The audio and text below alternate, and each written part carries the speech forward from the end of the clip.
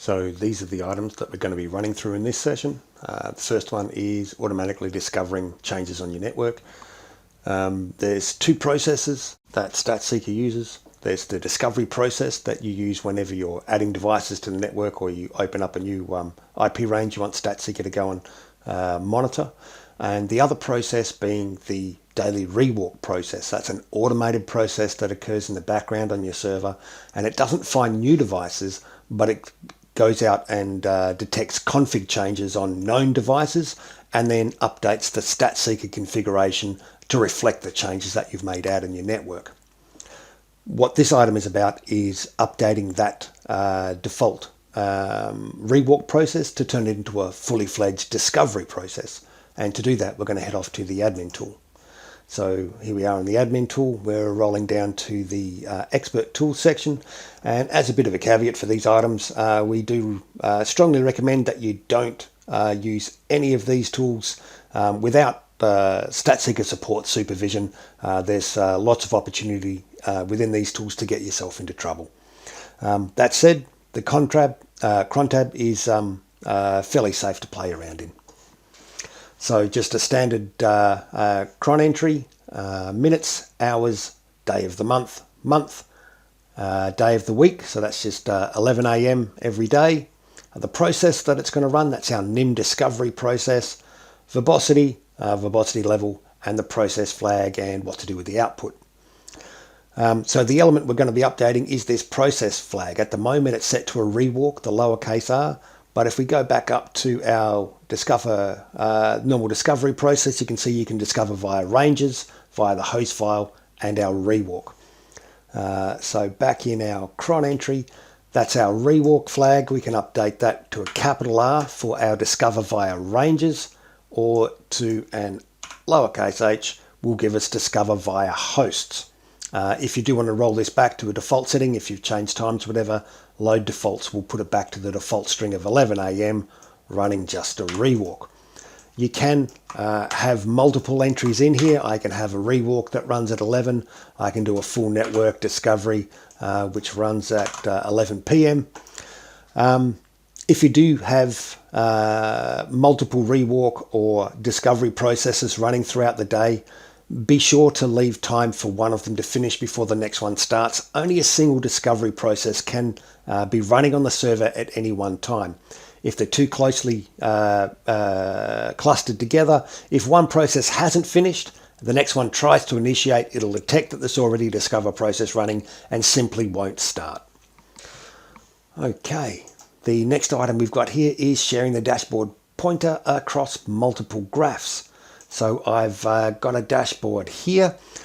This is a version of the default StatSeeker server overview dashboard that came out in version 5.5.4. And if you've played around much in the default dashboards, you will have noticed that when you mouse over a graph panel on one of the default dashboards, you get that shared cursor, which is appears across all graph panels on the dashboard, so you can line up times to see what's going on across multiple metrics at a given time.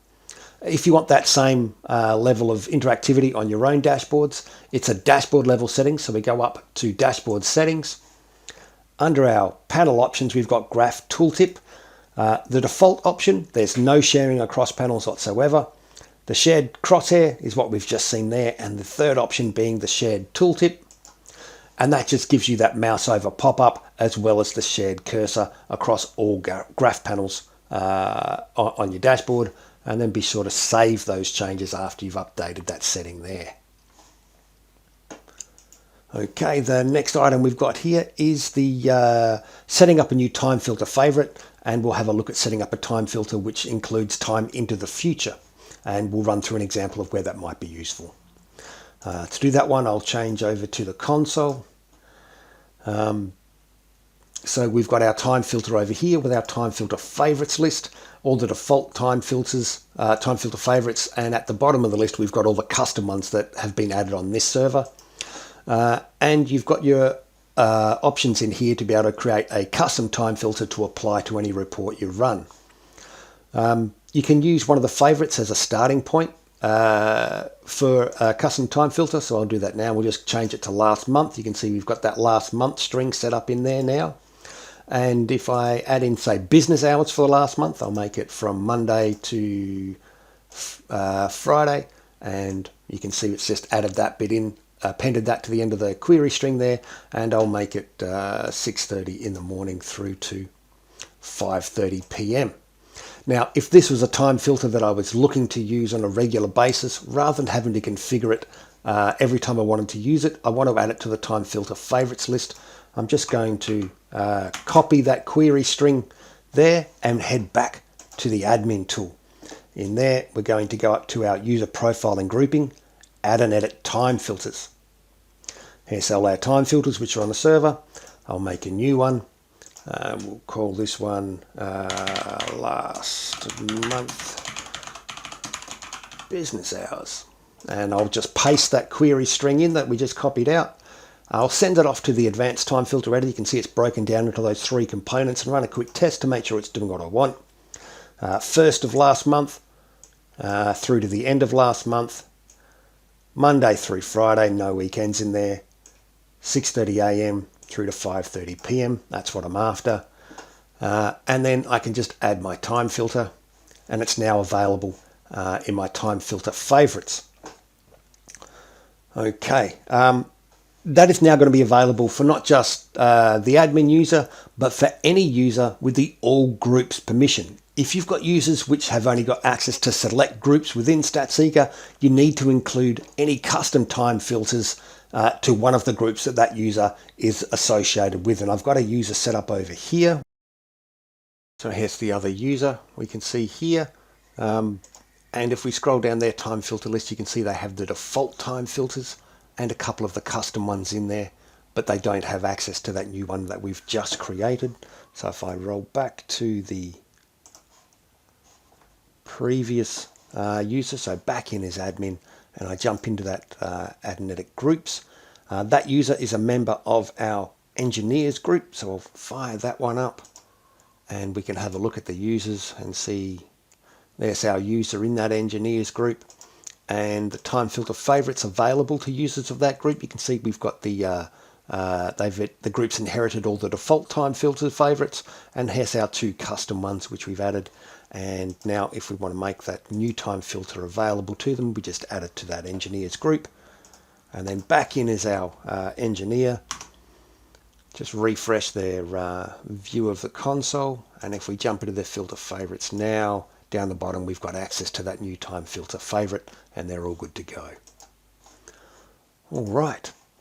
The next item that we have here, oh no, we haven't done our time filters that project into the future, so we'll just jump back into that one. So back in our time filters, now I've got a few already set up. It is just editing that time filter query string. So if you look at something like a 30-day forecast, we are setting the range to be start time of now minus 30 days and an end time of now plus 30 days, giving us 30 days either side of the now point. Now, being able to project out into the future is something that you need to do if you want to use data forecasting. You need a time filter that allows you to push that time range on a graph or report out into the future. Something like data forecasting, or if you want to project a trend line out into the future to get an idea of how things are going to change over time.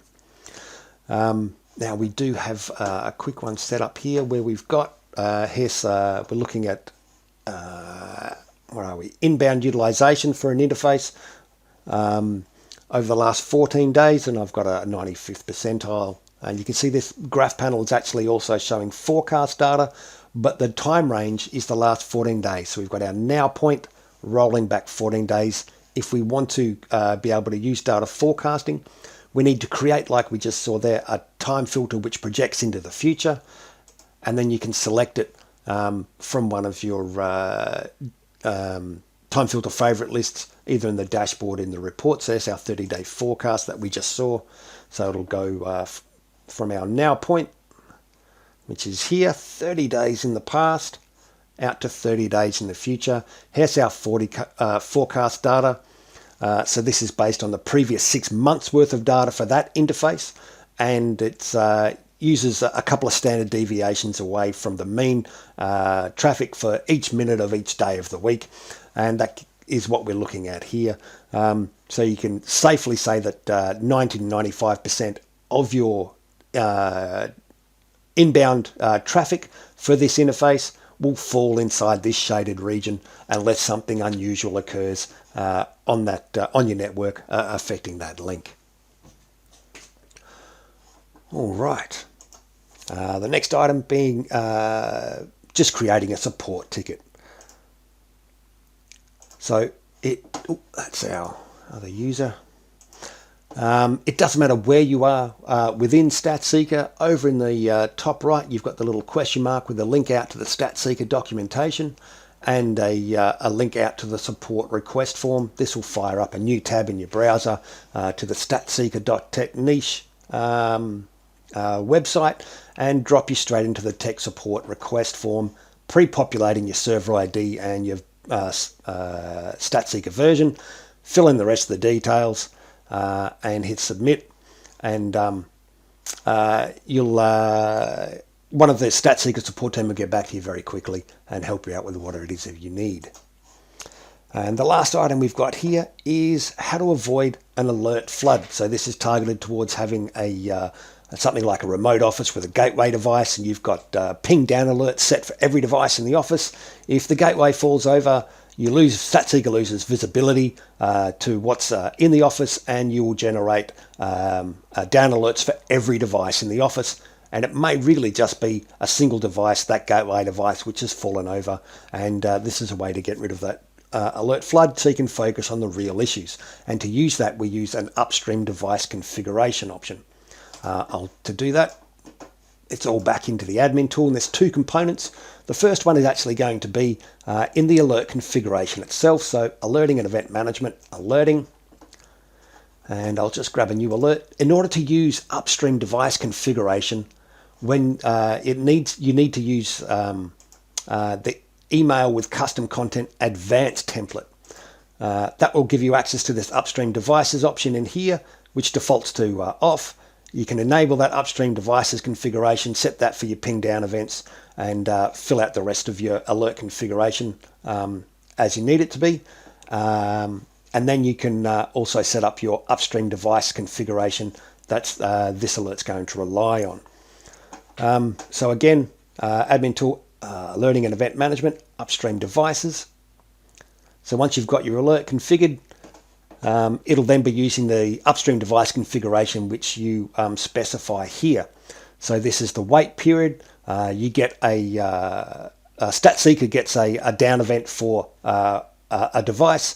It'll wait this long to see if it gets a down event for an upstream device, and if it does, it'll suppress the first one and just release the generate the alert for the upstream device. You can configure that relationship on a group level or on an individual device level.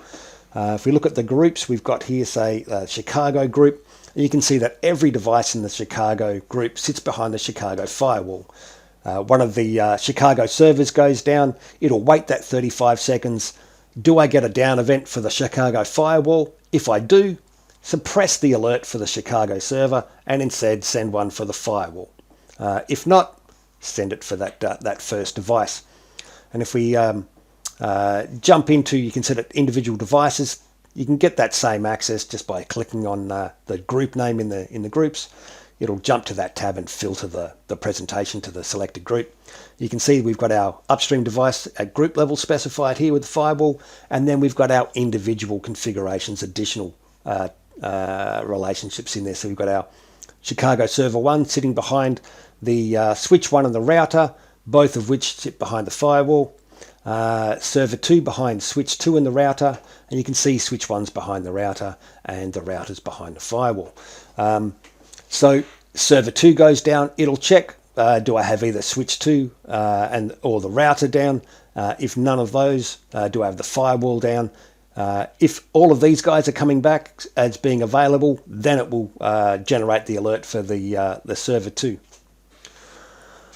All right, the other way to specify this rather than using the GUI is just through a CSV file. Quick and easy ways to export. This won't export a list of all your devices. It's just going to be the devices that currently have a upstream device configuration. So you can see our devices here with their upstream devices, and we saw in some instances we had 3 upstream devices configured for a single group entity. So they're all in there. You can update any of those configurations, add additional rows for new relationships, save that file, and then upload it, import that file, merging your changes that you've just added or overriding the previous configuration, and away you go. All right, so that's the items that we wanted to run through in this session. Thank you very much for your time, and I'll catch you next time. Bye-bye.